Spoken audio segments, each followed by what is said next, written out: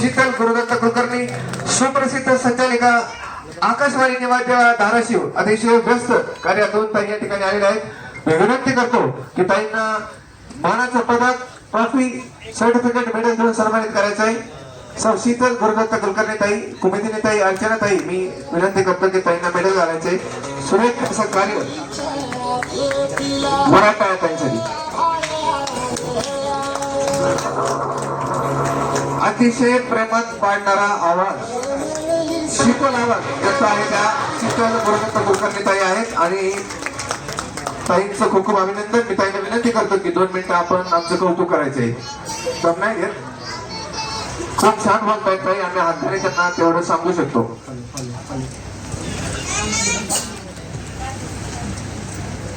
धन्यवाद.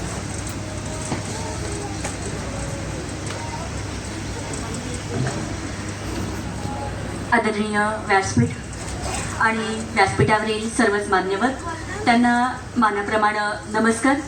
त्याचबरोबर आदरणीय जाधव सर यांना सुद्धा खूप सारा सलाम.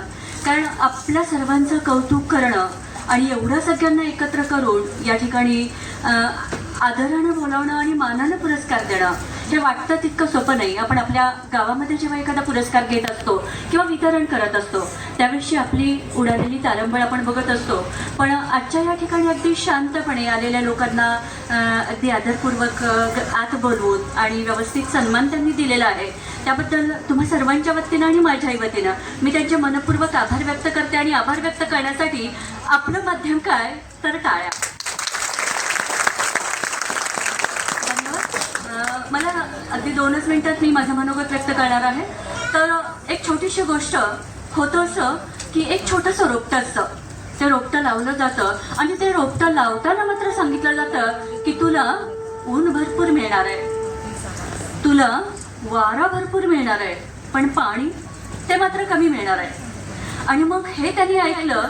त्यावेळेस मात्र ते कोमेजून गेलं नाही. त्यांनी फक्त हे मनात ठेवलं आणि आपलं आपलं काम करायला सुरुवात केली. काही दिवसांनी त्या रोपट्याचं वृक्षात रूपांतर झालं. त्याच्या फांद्या आल्या आणि त्या फांद्या आल्यानंतर त्याच्या खाली येऊन काही लोक बसू लागली. त्या सावलीमध्ये आनंद घेऊ लागली. आणखी काही वर्षांनी त्याला गोड अशी फळं येऊ लागली आणि ती फळं सुद्धा लोक खाऊ लागली. आणि जेव्हा ते फळ खाल्लं तेव्हा अरे वा, केवढं सुंदर फळ आहे हे. आणि मग आपणच याच्याशी काय बोललो हे त्या लोकांना लक्षात आलं. आणि मग ते म्हणाले की अरे, एवढं सगळं असताना तू इतकी सुंदर फळं कशी देतोस, एवढं सुंदर असताना तू इतकं उंच कसा वाढलास. तर ते म्हणाले मी काहीच केलं नाही, मातीनी मला घट्ट धरून ठेवलं. एक बीज होतं ते मी म्हणून अंकुरलं, मातीने मला घट्ट धरून ठेवलं. पावसाने जे मिळत होतं ते पाणी मी घेतलं आणि वाऱ्यामध्ये मी डोलत डोलत मी स्वतःचं अस्तित्व निर्माण केलं. उपस्थित सज्जन हो, उपस्थित पुरस्कार्थी, आपलं सुद्धा जीवन यापेक्षा काय वेगळं आहे. आसपास असणारे अनेक जण असतात, तू हे करू नाही शकणार, तू हे करूच शकत नाही. मला माझ्याबद्दल सांगायचं तर 2015ला मला कानाचा पॅरालिसिस झाला आणि त्यामधून माझी श्रवण क्षमता कमी कमी होत गेली.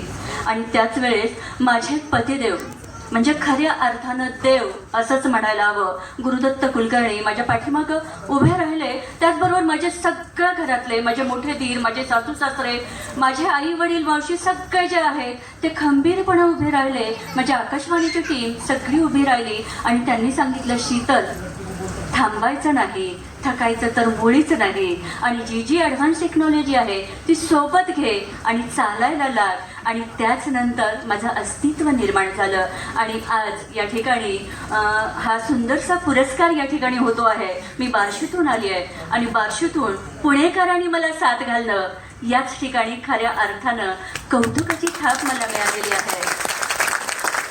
आणि आत्तापर्यंतचं माझं जे कार्य आहे ते खऱ्या अर्थानं सार्थ झालं आहे. आणि तुम्हा सर्वांच्या शुभेच्छा नक्कीच माझ्यासोबत आहेत आणि आम्हा सर्वांच्या शुभेच्छा सुद्धा सर्व पुरस्कार्थ्यांच्या सोबत आहेत. आणि तुम्हा सर्वांना इथून पुढच्या भावी वाटचालीसाठी खूप साऱ्या शुभेच्छा. आणि पुन्हा एकदा व्यवस्थापकांचं मनापासून मनापर्यंत आभार व्यक्त करते आणि याच ठिकाणी थांबते. धन्यवाद. असं वाटतं तुम्ही बोलत राहा आणि सगळ्यांनी फक्त ऐकत राहावं. एकदा जोरात टाळ्या वाजवच्या ताईंसाठी. त्यांच्या नावातच शीतल आहे. आता कळालं असेल तुम्हाला काय.